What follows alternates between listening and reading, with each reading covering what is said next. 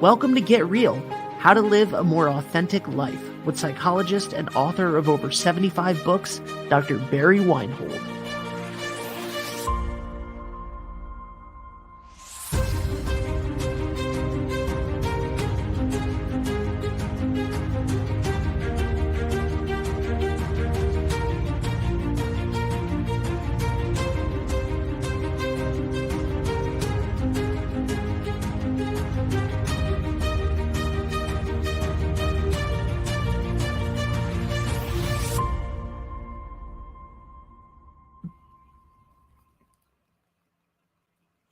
Welcome back, everyone, to Get Real, How to Live a More Authentic Life with Dr. Barry Weinhold. My name is Ashley Ross. Dr. Weinhold, how are you doing today? I'm grateful as usual. I love that answer. I think that's probably the best thing we can do for ourselves every day. It's just have that attitude. If I don't think about something I'm grateful for during the day, I'm in a fog. Definitely. So I know that we're off to a great start in January here in my neck of the woods. How about yourself? Well, it's we don't get a lot of snow here, thank goodness. Mm-hmm. And up in the mountains they get it, but it gets cold, and it's been cold, and I expected that. But then the days it gets up into the 50s and 60s, and you can be outside in a sweater. I mean, it's low humidity, so it's with that much sun at this altitude. I'm at 6,500 feet above sea level. And also, I forgot to mention this, that last week, I had another really fun activity during the holidays. Oh, what's that? Well, in my bio, I always say that I love fly fishing and good music. Yeah. Well, people will ask me, well, what do you mean by good music? And my answer is always the same. It's live music. Mm-hmm. That's what I consider to be good music. And I'm very eclectic in my musical tastes. So over the holidays, I had a chance to go to this place called the Flying W Ranch, which is a kind of a touristy place, but it's really, they have a long tradition here in Colorado Springs. They burned down in 2012, I believe. They have big fire in this area up in that. They live the ranch is right on the side of the mountains, and so the big fire wiped them out. Then there was a flood the next year that flooded them out.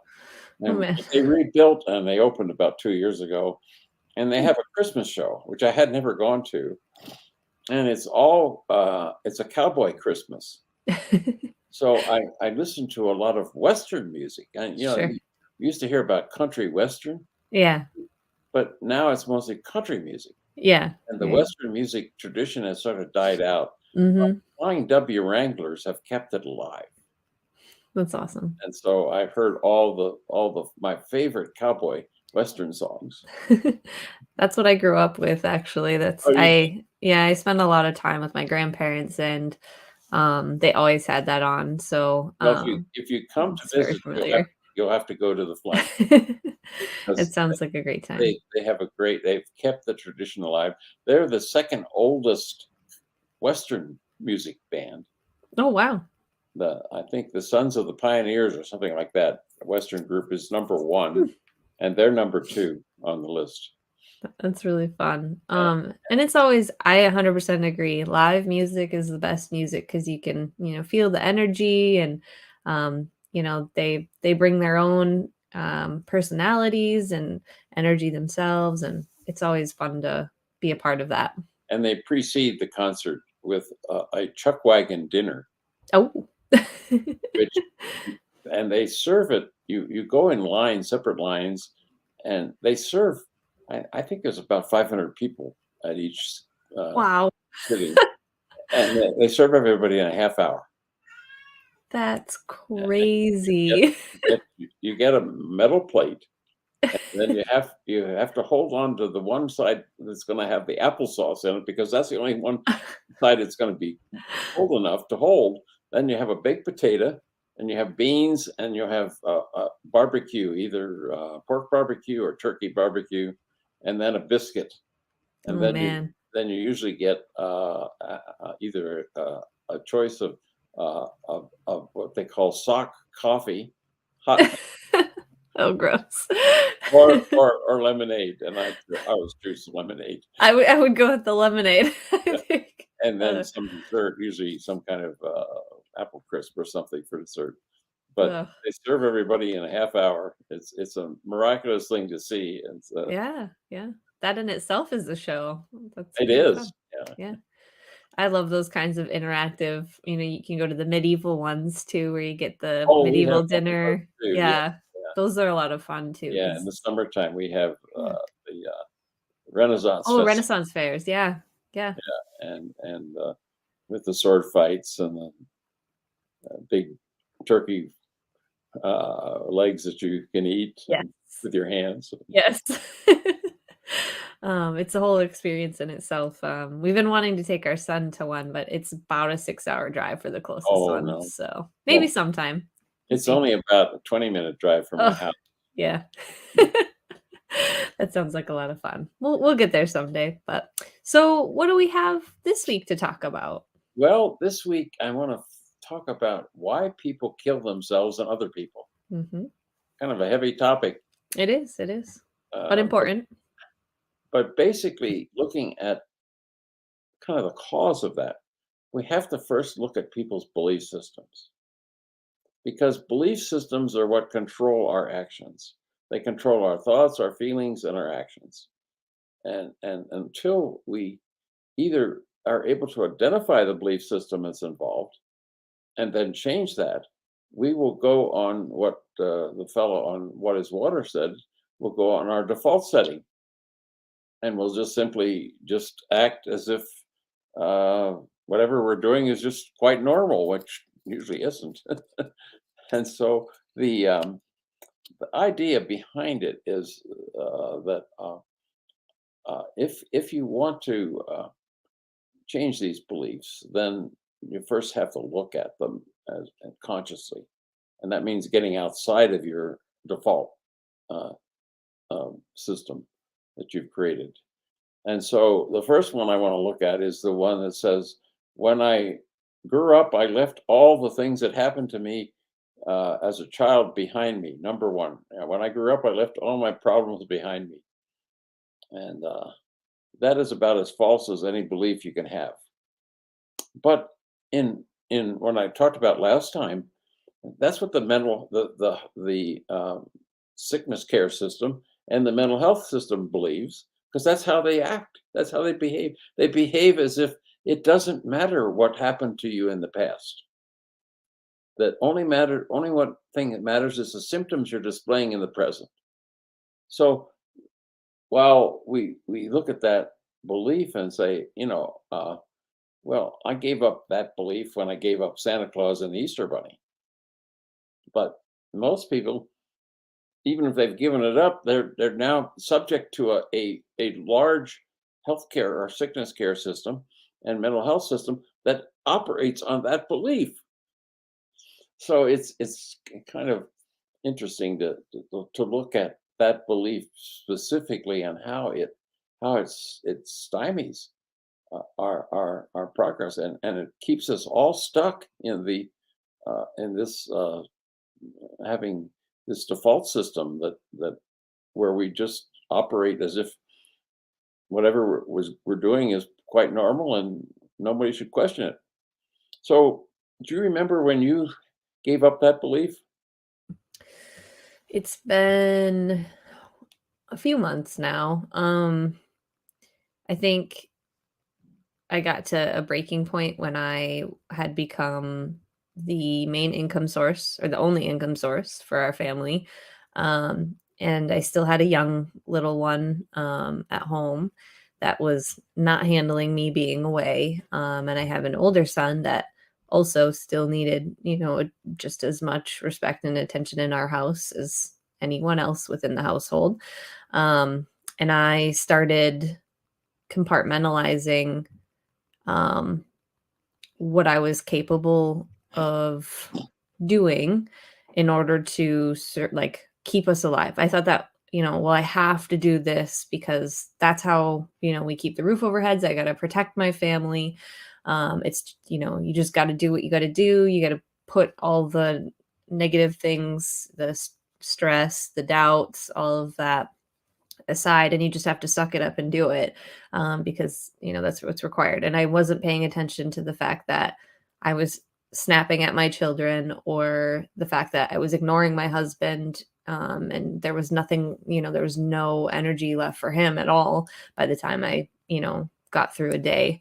And it really really took a toll on all of us. And at one point my son cried when I snapped at him, and I think that really broke me. um, and you've said this before, that often our children are end up showing us, kind of reflecting back. They're our greatest teachers. Mm-hmm. And that really did it for me. And I started, because I like to problem solve. That was an easy one for me. I just kind of dug into why. I started reflecting inward instead. Why am I doing this? Why? Not why in a like, oh, why universe way, but like actually from my own perspective. What is it about me? And I was very fortunate to have a business coach and some really great friends. And my husband's always very supportive, that would reflect other questions back at me. And I just happened to get steered in this direction that you've been talking about, the more natural way. I've given up on doctors long ago. I've been traditional medicine because they've never been able to help me. And I decided to start pursuing the holistic medicine. So I went to massage therapy for my chronic pain. I went to yoga therapy to start building muscles to help with that as well. I saw an herbalist for some of the other mental and internal body physiology issues I was having. And I also ended up doing therapy for the first time. And I've never felt better my whole life. It's amazing. Well, you can see why people would continue that belief, because it's banal. It's everywhere. I mean, you go to the doctor and they don't ask you about what happened to you when you're a child. No. You go to a therapist, and unless you go to a good one, they don't ask you that either. Nope. And so it's always a surprise to me. I mean, I think I figured that out somewhere in my 30s, that this, whatever I was doing, wasn't necessarily a result of just what I had learned since I was an adult. It was what happened to me as a child that was bleeding through and causing me to do things. And again, I probably, when I started to have children, and I had my first child when I was 30, so a little late. And but it's that brought a lot of things right there in my face. And then I think it was just a number of things that happened to me. I talked a lot about last month about family patterns. I began to see the family patterns. Yeah. That I was showing what I was doing in my relationship, my current relationship with my wife, is what I observed my parents doing. Oh my God, I never saw that before. And there it was right in front of me. So that really helped me to bust that belief.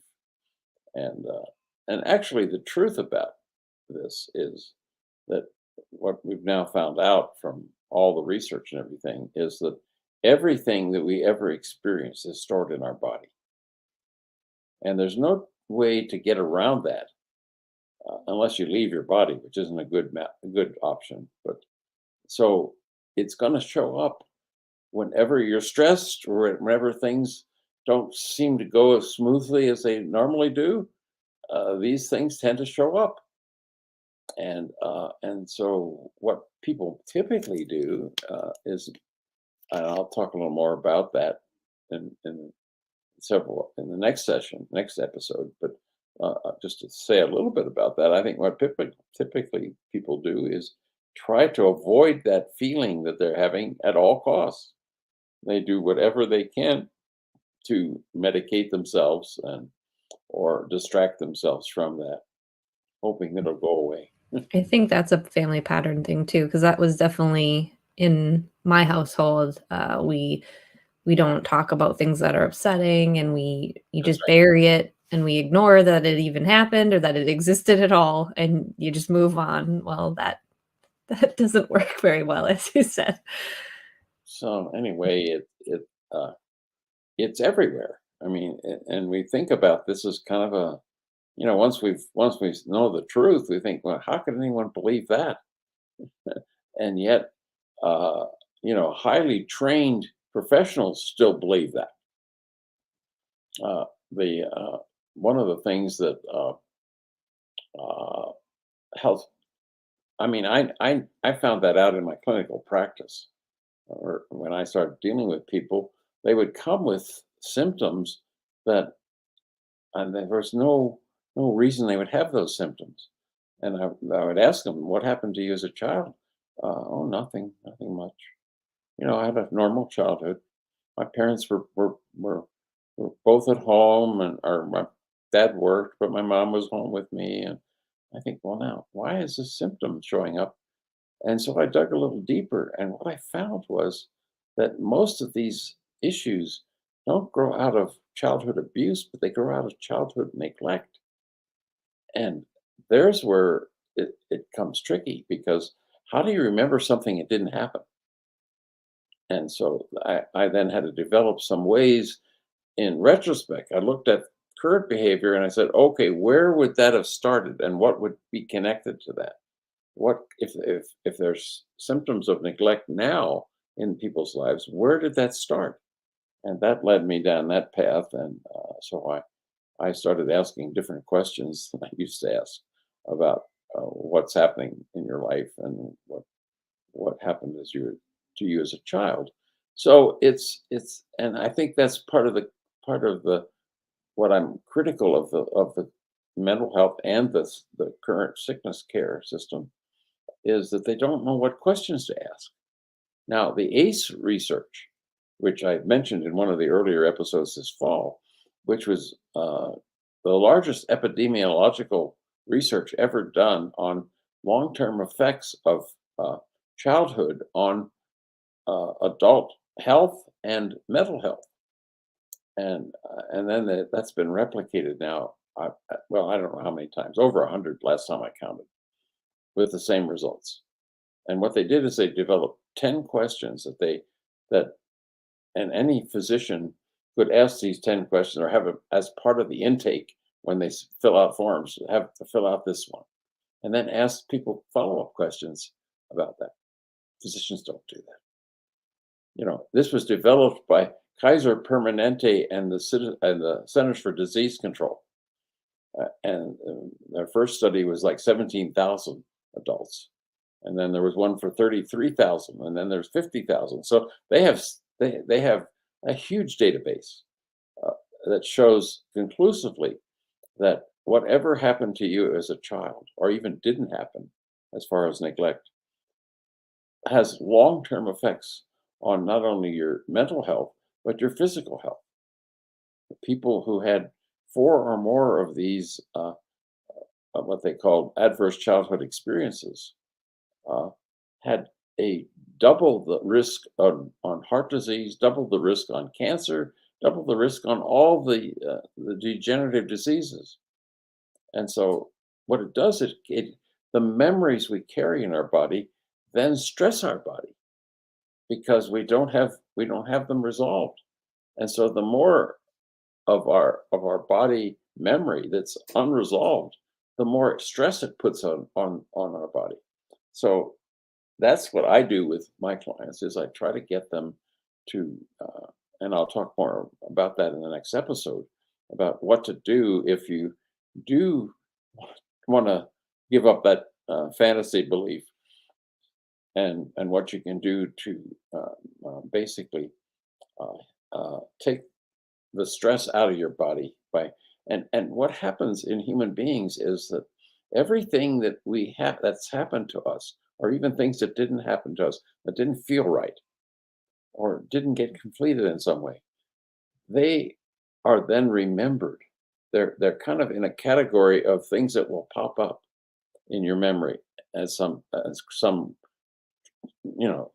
stress in your current life will remind you of something that's unfinished from the past, and it'll show up again. And that's what our body's trying to help us, because our body doesn't like to be stressed that much. So only about 5% of what happened to us, though, is actually in our conscious mind. So it's all either in subconscious or unconscious material. So part of the task is getting in touch with these subconscious or unconscious beliefs that we have, like this one, and questioning them. Is this real? Is this really what is going on in my life? And to begin to look at things and basically to get real with your own life and what's going on in your life. So that's how I operate with people that have still some semblance of this crazy belief that nothing happened, or anything that happened to me as a child I left behind. It doesn't affect my life anymore. Just unfortunately, I mean, it'd be nice if that were true, but it's not. Everything that happened to you, or even the things that didn't happen to you, affect your life for the rest of your life unless you change them. So I think I'll end with that.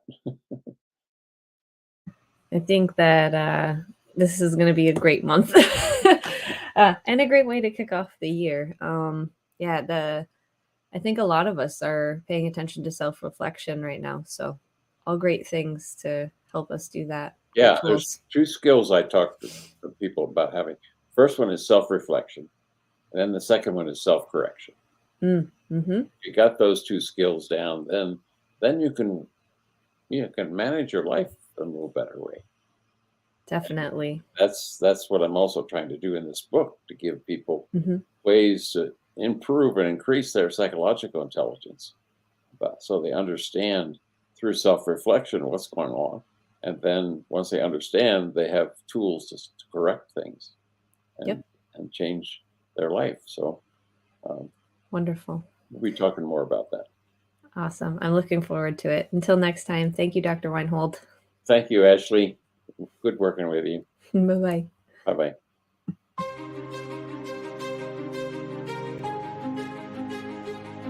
For more information, please visit the Colorado Institute for Conflict Resolution and Creative Leadership at CICRCL.org or click the link in the show notes.